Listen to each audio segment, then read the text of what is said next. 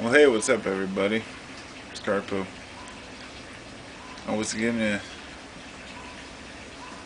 discuss, I guess, what in particular age has to do with wisdom, if anything at all, and the relevance of age to wisdom and experience to wisdom. Um, I was actually listening to a theologian earlier, and he was saying that no amount of theology can be considered wisdom. Uh, it was interesting because it was from actually a Christian's point of view. It said no amount of theology or religious study can be considered wisdom. And I don't know exactly what his angle on that was as far as uh, what wisdom is. But I guess the semantics of the words that we use tend to get caught up on the details. Let me use my example, I guess, of wisdom. I guess wisdom to me would be accumulated knowledge about the way that the world works that helps you to live more in harmony with it. So the wisdom of this is why the wisdom of Confucius was always the wisdom of Confucius.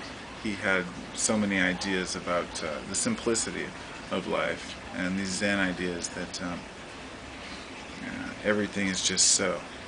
It's kind of like that. That saying always comes to mind.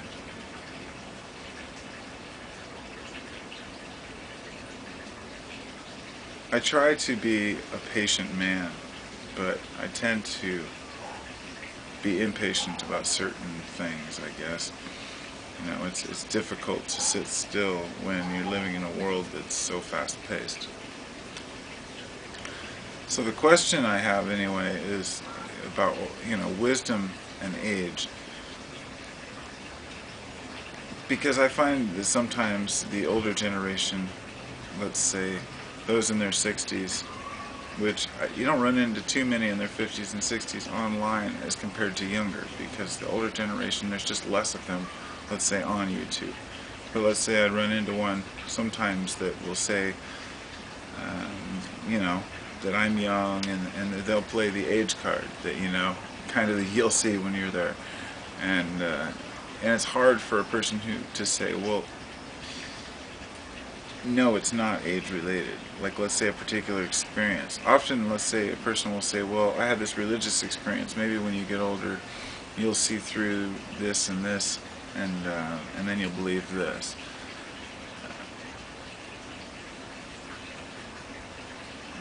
But I don't think that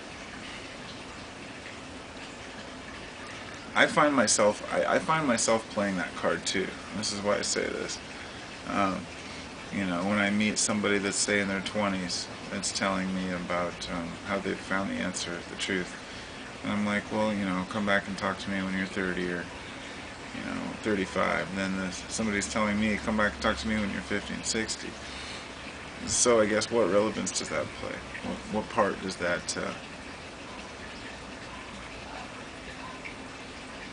What part does that play really?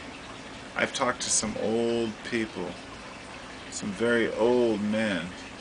Let's say I've listened to some wise old men, like Manly P. Hall was a wise old man. And then I've talked to some not very wise old men that seem to be stuck in some very, very shallow ways of thinking, people who never left their towns, who are still stuck in racist and sexist modes of thinking, and never got away from that. On the other hand, I meet some young kids who are very ignorant, very disrespectful, dishonorable today. It's like a lot of people say, oh, the kids today. But on the other hand, I see so many who are so wise and so beyond their years. So I don't look at the kids, the upcoming generation, in a negative light, like some people do. I think it's awesome. I think that what's happening is we're accumulating wisdom at a faster rate. We're accumulating knowledge at a faster rate. And over a period of decades, the children are going to begin to outweigh the older generation in intellect and ability to reason, coherency, function. It's just the way it is. The reason why it wasn't always that way is because the older generation has always been able to suppress the younger generation into following suit. If you grow up and your family's telling you go to church, you go to church. If you're growing up and your family's having you work on the farm, you work on the farm. This was the way that our ancestors operated. Whatever your family did, you did. And now, it's with the internet especially, kids are able to break free. By the time a kid's 14, 15, he pretty much knows everything about how the world really operates. They go on a few more years, get into their 20s, and they've seen it all. They can accumulate years and years of others' wisdom in a matter of minutes by reading an article, say, by a wise old man, which you used to have to seek out books and look for things like this. You'd have to go to the library. When I was a kid, I'd have to go to the library to seek out books that were about interesting stuff. If I wanted to get a cannabis grow book, when I wanted to grow my first pot garden, I had to go down and Powell's Books and hope that they had it in stock, and maybe peruse for a while their, literature section to get some information. I know that it's hard. The generation today doesn't understand that. Any of you who've grown up, any of you who are in your 20s, let's say, who have grown up with this, just don't understand. And I'm not trying to play the when I was a kid card. I'm just saying the reality is, when I was a kid, it was crazy different than today. Now, the generation, my mom's generation, let's say, she's 64, I think, and her generation was, it's even more overwhelming for them. But the difference is that they don't have to make the transition like I do. Like our generation, X or Y or whatever you want to call us. Those who are almost at retirement age are able to live out the rest of their years working, and then they can choose to get on the internet or not. They're still respected as seniors. People know that they're not going to all want to learn computers and deal with all this crap, and many of them don't. Some of them do. The point is, kids of today have to. If I don't embrace technology, if I don't learn how to use a smartphone, I can ignore it as long as I want, but if I want to, I'm raising a family, and I have things in my life that I have to get accomplished that I can't do without the internet and without technology. So I don't look at it as a negative thing. It's just something I'm using right now. But it has made us wiser. It's made us smarter a lot quicker. And I think that could be a benefit or detriment depending on how we use it. So, yeah. I don't know. I guess my point would be that there are some very old people who aren't very smart and some very young people who are very wise. And I should take my own advice as much as others to not judge others by their age.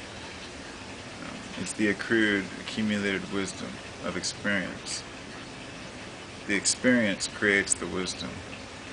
So if your life isn't rich and you're not living any experiences, you're not going to gain any real wisdom. You only gain other people's wisdom or insight, if that makes sense. Because wisdom is a personal thing. You become wise because it helps you function. In other words, you could read about wisdom all you want.